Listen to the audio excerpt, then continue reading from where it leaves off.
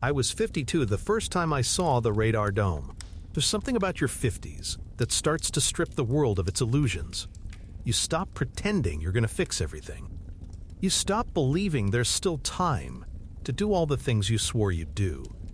You make peace with your bones aching in the morning, and sometimes you sleep with the lights on, just because it's easier than waking up in the dark. After I got out of the Army, I settled in Utah, not far from the Idaho border, bought a small house near Bear Lake with my pension and kept to myself. It was peaceful. Cold, sure, but I liked the silence. No screaming kids, no late-night bars. Just me, my books, and the occasional elk that wandered down the road like they were checking their old routes. I'd hike most mornings, same loop along a disused fire road up near Logan Canyon. I liked the rhythm of it, the way the frost clung to the tree limbs like ash. I'd bring a thermos of coffee and walk until my knees barked. Then I'd sit on a log and just exist. It was on one of these walks, late September, that I saw the path. It wasn't new. In fact, it looked older than the road itself. A strip of cracked asphalt covered in creeping moss, lined with sun-bleached reflector poles long since rusted through. I must have passed it a dozen times before and never noticed. But that morning, cold, bright, and quiet as a church, the path practically glowed in the sunlight. Something about the way it split off from the fire road, half hidden under a fallen pine, drew me in. I stepped over the trunk and followed it. Every footstep echoed strangely in the still air. It wasn't long before I realized I was gaining elevation fast. The trees thinned, the sky widened. And then, after what felt like an hour, I saw it. A radar dome. Half collapsed, its white paneling stained with age and mold. The kind that once peppered the northern border during the Cold War, designed to track Soviet bombers or nuclear launches. I recognized it immediately. I'd been stationed at a similar site in Alaska back in '93. But this one looked wrong. The fence was intact, surprisingly, chain link topped with barbed wire. There was even a faded Property of U.S. Air Force sign near the gate, flapping weakly in the breeze. The metal squealed when I pushed it open. Inside the perimeter, time had stopped. The buildings were intact, low cement structures with thick doors and shatterproof windows, the roofs sagging but not caved in. A pair of rusted Humvees sat near the garage, tires rotted to ribbons. The air was still, smelled of ozone and dust. I did a slow circle, taking it all in. Then I heard it. A click, a mechanical one, sharp, deliberate, like a switch being thrown or a breaker snapping into place. It came from the main building. I followed the sound, every instinct in me tensing. The door wasn't locked. Inside, the air was colder, thick. My boots clapped against concrete floors stained with old oil and mildew. Emergency lighting flickered faintly overhead, casting yellow ghosts on the walls. And then I saw the radio room. It was almost pristine. A wall of equipment lined the far side analog dials, worn switches, speakers caged behind rusted mesh. In the center of it all sat a transceiver the size of a mini fridge. An old Collins model, military issue. I knew it well. And it was humming. I stared at the unit for a long time, my breath fogging in the cold. Then I reached out, almost against my will, and turned the frequency dial. A voice answered. It wasn't static. It wasn't an echo. It wasn't a recording. It was a woman's voice, quiet and clipped, like she was reading from a script. Station Echo Niner, receiving, confirm last. I froze. My fingers curled against the console. My mouth went dry. I looked around, half expecting a prank crew to jump out, hidden cameras rolling. But there was only silence, the faint hum of equipment, and the smell of ancient wiring. I leaned into the microphone. This is civilian operator. Who is this? A pause. A long one. Then, unknown voice pattern. Recalibrating log. Click. The line went dead. I stood there, hands still hovering over the transmitter, and felt something under my feet shift. Not the floor, but something deeper, like a current in the earth itself had changed direction. I stayed another 10 minutes, just long enough to copy down the frequency. Then I turned off the equipment and left, sealing the door behind me. I hiked home in silence. No birds sang. No wind moved the trees. That night, I didn't sleep because the voice, her voice, kept playing over and over in my mind. And every time I heard it again in my head, it sounded a little less human and a little more familiar. I didn't go back for 3 days. I told myself it was nothing. An old system glitching out. Maybe a weather beacon picking up stray transmissions.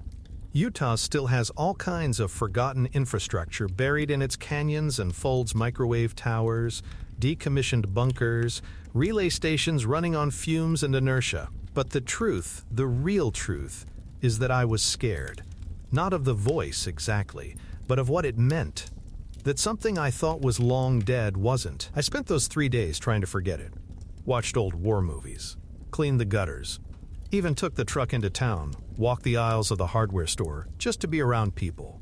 But I couldn't shake the weight in my chest, like I'd left something unfinished. On the 4th morning, I packed up. Thermos, flashlight, my old sidearm, still functional, still legal. I told myself it was just for peace of mind, like carrying a fire extinguisher. But deep down, I already knew I was heading into something I didn't understand. The hike back to the station felt shorter. I moved fast, driven by a quiet urgency I didn't want to name.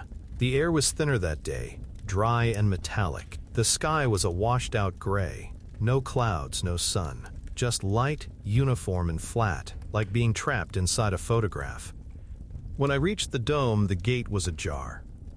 That stopped me cold. I was sure, absolutely sure, I'd latched it. I remember the way the barbed wire had snagged my sleeve when I slipped the chain through, but now it hung open, gently swaying. I approached slowly, one hand resting on my belt. Inside, the buildings were unchanged, except for the tracks. Boot prints, fresh, one set, narrow, deep in the toe, like the person walked with urgency.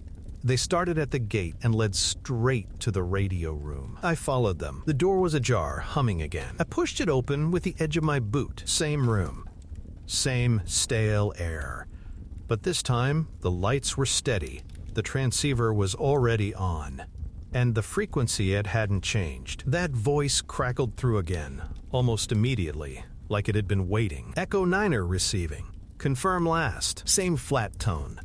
But something was off. A subtle delay, like it wasn't being broadcast live, but filtered, like it was being played back. I stepped up to the mic. My voice came out steadier than I expected. This is civilian operator again. I found this site abandoned. I need to know. Who are you? Where are you broadcasting from? A pause. Then, Echo Niner cannot confirm. Unit designation not in database. Are you? The voice faltered. Real? I blinked. What? Another pause. Then louder. Are you real? The words hit like a shove.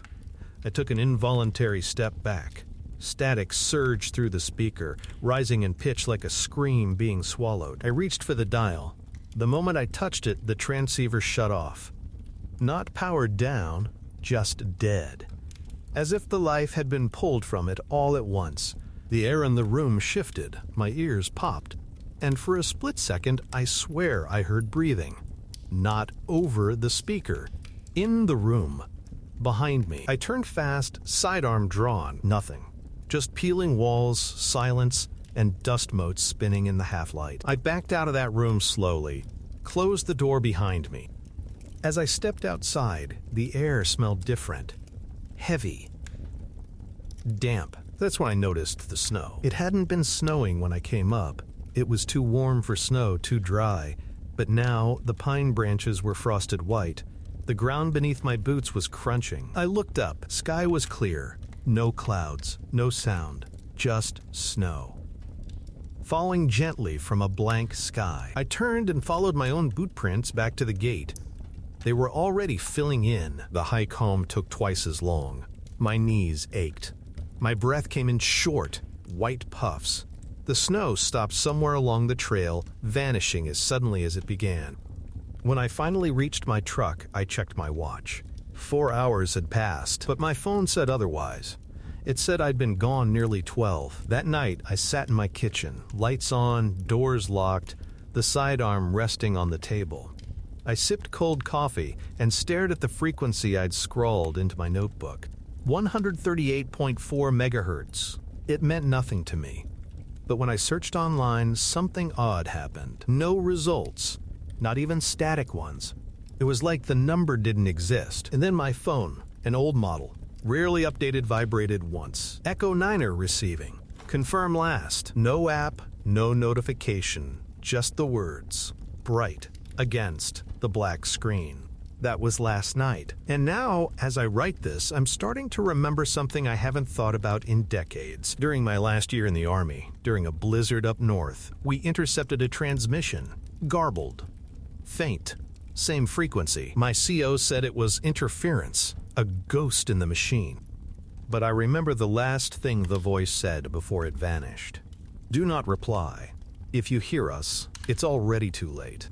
I didn't sleep that night. Not really. I lay in bed with the covers pulled up to my chin, the old ceiling fan clicking overhead like a metronome for anxiety. Every noise outside felt loaded. A twig snapping in the woods, a gust of wind against the glass. I kept the sidearm on the nightstand. My phone, too, face down with the screen black. I couldn't look at it. By morning, I was cracked around the edges. Sleep-deprived brains don't trust themselves, and mine was no exception. I kept replaying the transmission, every word, every pause, the way the voice had asked if I was real, and worse, how it had recognized I wasn't supposed to be there. There was something I hadn't admitted yet, not even to myself. That voice.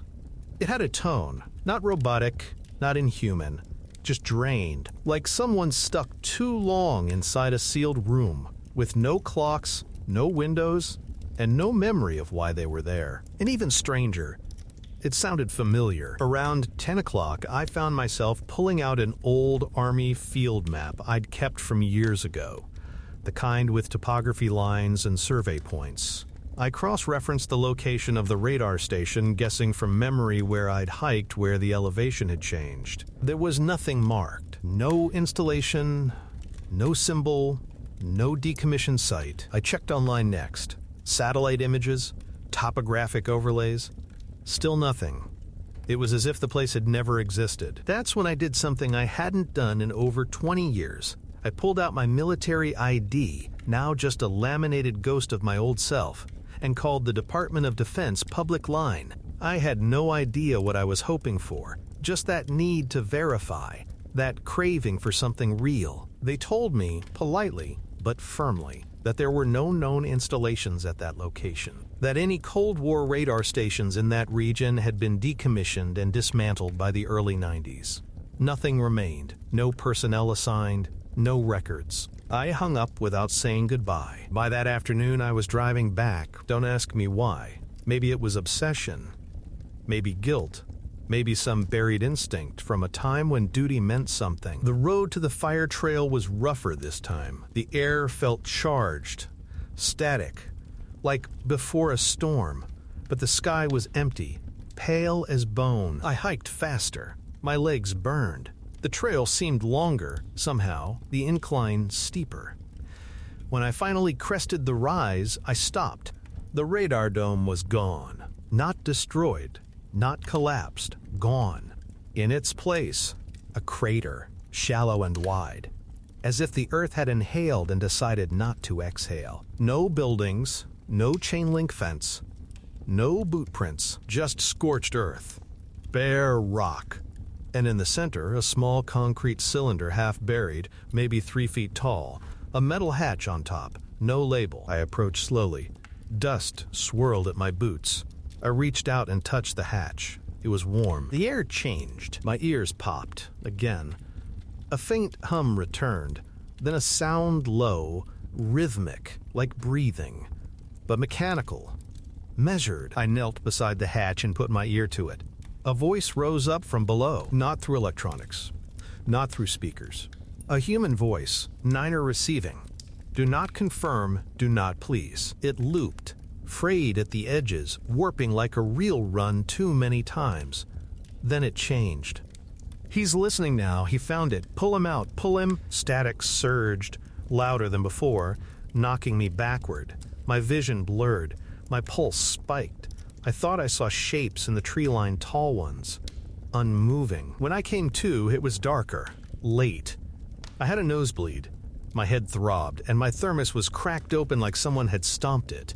I didn't look back. I walked fast, then ran. Made it to the truck just before sundown.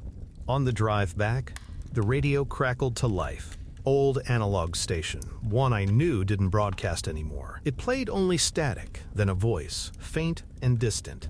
Confirm last, Echo Niner, and then, you're not supposed to remember this place. I yanked the cord from the dashboard and drove in silence the rest of the way home. When I got back, I threw the radio equipment in a locked box in the garage. I sealed the notebook in duct tape and buried it behind the shed.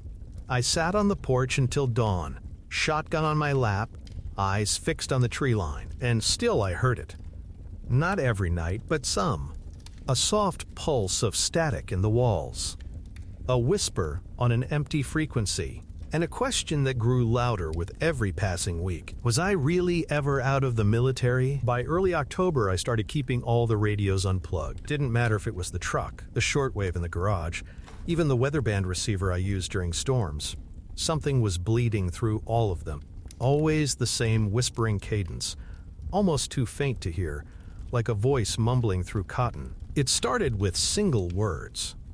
Confirm, echo, listen, then whole sentences, mangled by static. You were chosen. They never closed the door, and worse. Sometimes it spoke in my voice, or a warped version of it, like a degraded tape of myself 10 years younger, relaying things I'd never said aloud. I tried to ignore it. I burned the notebook. I stopped hiking. I even left town for a week, stayed in a motel near Ogden. No radio, no contact, no sign of anything, and for those 7 days, I felt something close to normal. When I came back, the hatch was waiting. I don't know how else to put it. I woke one morning and walked to the back porch like I always did. Mug of coffee, early light, birds just starting to sing, and there it was, half buried in the soil beside my shed. A concrete cylinder, identical to the one I'd seen in the crater. The hatch was sealed. No markings, no seams. Just a faint vibration when I laid my palm against it. I didn't scream, I didn't run, I just sat down beside it, heartbeats spiking, a deep nausea curling through my gut, because now I knew it wasn't a station I'd found. Not really. It was a listening post, and not just for us. Later that day, I drove to the library, found a dusty volume of military outpost logs dating back to the Cold War. I was looking for any mention of Echo Niner, any thread I could pull. Most of the sites had code names I remembered: Whiskey Bravo, Talon Ridge, Frostline, all shuttered. But Echo Niner never listed. Not once, not as operational, not as decommissioned, not even as proposed. It wasn't scrubbed. It was never entered. That night, I pulled out the old Collins transceiver from the garage. Against every better instinct I had, I hooked it to an antenna and tuned it manually to 138.4 megahertz. At first, nothing. Then click, the voice returned. But this time it didn't speak to me. It screamed. No words. Just a shriek of layered frequencies, like 50 voices stacked and crushed through static. It didn't come from the speaker. It came from inside my ears, vibrating my teeth, curling my spine. I dropped the unit. It sparked against the concrete and died. And then the lights went out, all of them. House, street. Every bulb like a switch had been thrown across the grid. Outside, the trees stood still, and from the dark field past my fence, a red light began to blink. Slow, rhythmic, like a heartbeat. I didn't go outside, I didn't breathe. I just watched it blink through the window until the power came back 2 hours later. When I called the electric company, they told me there was no outage reported. No grid failure. No record of any interruption at all. The next morning, the hatch behind the shed was gone, but the hole was still there, perfectly round, lined with metal, deep, too deep to see the bottom, and on the lip, written in the frost, a message in what looked like fingertip smears. Are you listening now? I covered it with a tarp, weighed it down with cinder blocks, and didn't tell a soul. But things are getting worse. I sleepwalk now. I wake with dirt under my fingernails. My boots are sometimes wet in the morning, soles caked in pale dust that smells like scorched copper. Once, I woke with a nosebleed and found a handwritten page on the kitchen table. It was in my handwriting, a full transcript of the first Echo Niner exchange, except I never wrote it. I never even remembered it that clearly. Something is using me. Or through me. There's a phrase we used to use in Field Comm's dead band. A frequency where nothing ever broadcasts. No signals, no noise, no trace. But now I think that's wrong. The dead band isn't empty. It's waiting. I left at 3:27 in the morning. Didn't pack much. Just a duffel, water, that old field jacket with the reinforced elbows. I didn't write a note. There wasn't anyone left to write one for. The only thing I took besides gear was the Collins transceiver, wrapped in a blanket like a sleeping baby. The night before, I'd heard them again. Not voices. Not words. Just a humming, deep and rhythmic, like the groan of a shifting glacier. It came from under the floorboards this time, as though the ground beneath my house wasn't solid anymore, as though something had started to move. I drove northeast, avoided the highways, windows down despite the chill. I didn't turn on the radio. I didn't need to. The humming followed anyway. It wasn't until I crossed into Idaho, past Bear Lake, that I felt it start to weaken, like the air had thinned out. I stopped at an overlook around 7 a.m., stood on a cliff edge, wind cutting at my skin, and stared into the canyons below. The horizon looked wrong, not distorted, just unfamiliar, like I'd crossed a boundary no one marked on the maps, a subtle transition into a place where human coordinates no longer applied. That's where I found it. Or maybe it found me. Not the dome, not the crater, but the door. It sat alone in the woods, miles from any trail, half buried in pine needles. Just a rusted steel hatch set into the earth with a faded military seal long since worn to a smear. No locks. No hinges. When I touched it, it opened soundlessly. The ladder descended into blackness. I took a breath, then another, and climbed down. The air inside was dry and warm, like breath inside a sealed helmet. The tunnel curved impossibly, both downward and sideways. After 20 feet, I began to see lights, dim orange panels embedded in the walls like coals. Then came the rooms. Empty, windowless spaces with curved walls and no visible seams. Shelves with equipment too old to still be functional reel-to-reel machines.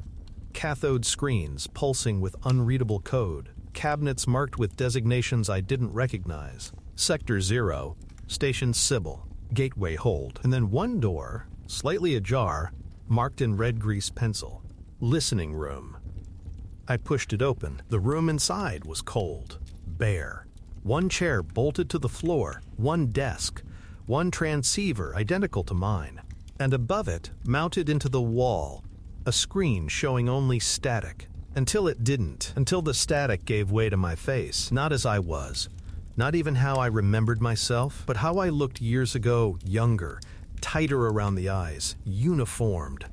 And on the desk, a tape recorder already running. I heard my own voice begin to speak.